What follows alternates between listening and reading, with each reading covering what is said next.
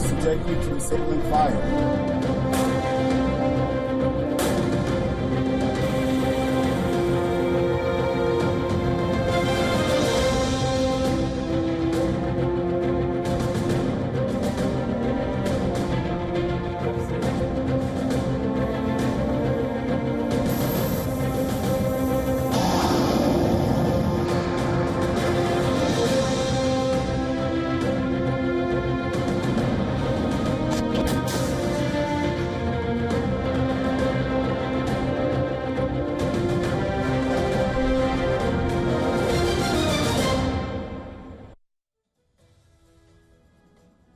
The wise warrior avoids the battle.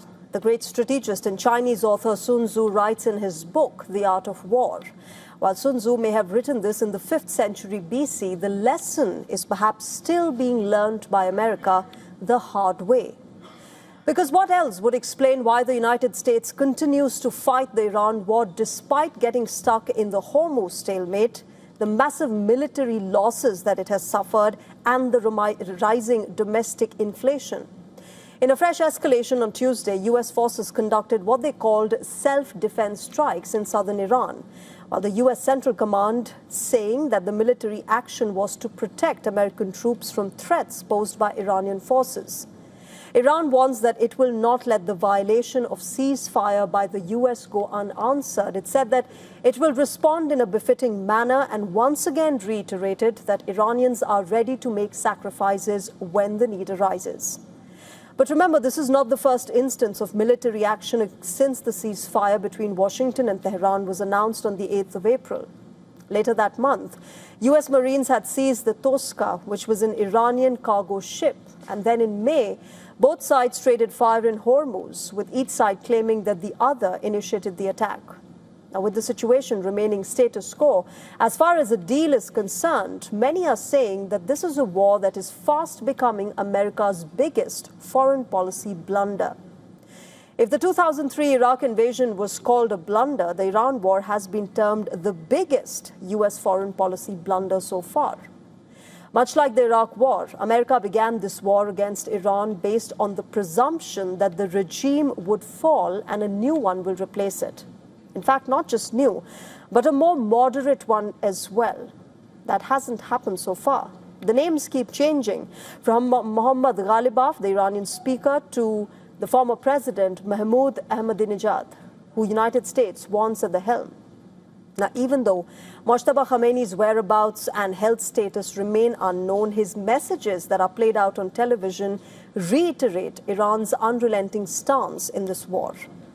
Now, amid this, Donald Trump has toned down in his serious threats against Iran. Instead, his words against Iran are now accompanied with an almost conciliatory statement. Take, for instance, his Truth Social post on nuclear dust. He said, and I quote him here, "The enriched uranium, nuclear dust, will either be immediately turned over to the United States to be brought home and destroyed, or preferably in conjunction and coordination with Iran."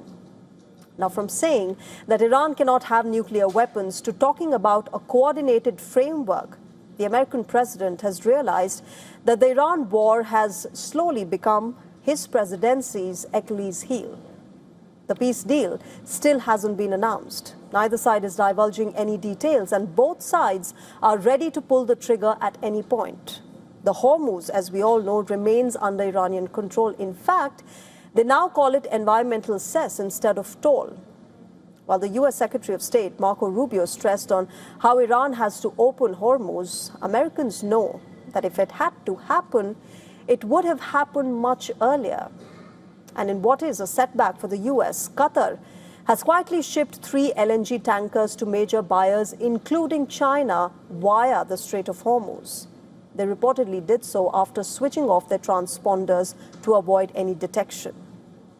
Iran, meanwhile, has been upping the ante against the United States. In a written Eid al-Adha message broadcast by the Iranian state television, Mojtaba Khamenei said, and I quote him, "The hands of time will not turn backwards, and the nations and lands of the region will no longer serve as shields for American bases."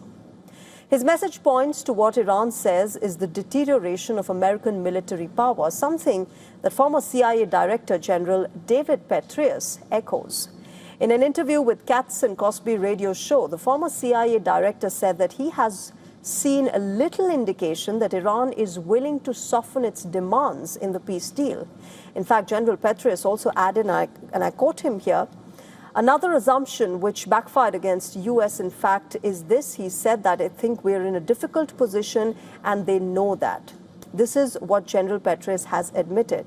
Now, this is another assumption which has backfired against the United States, that, it has underestimated Iran's response vis-a-vis the Gulf countries.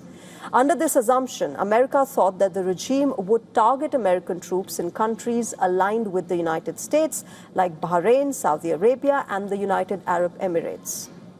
But Iran did not hesitate in the horizontal escalation, and it hit all across West Asian countries.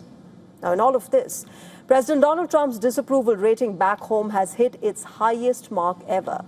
According to a poll by Real Clear Politics, the slew of recent unfavorable polls has seen Trump's average job disapproval rating jump to 58.3%, which is much higher than what it was after the January 6th Capitol riots back in 2021. What happens next in this war is the million-dollar question, but before that, Donald Trump's second presidency needs to overcome not just its biggest foreign policy challenge, but its domestic opposition, its critics, and the American citizens as well.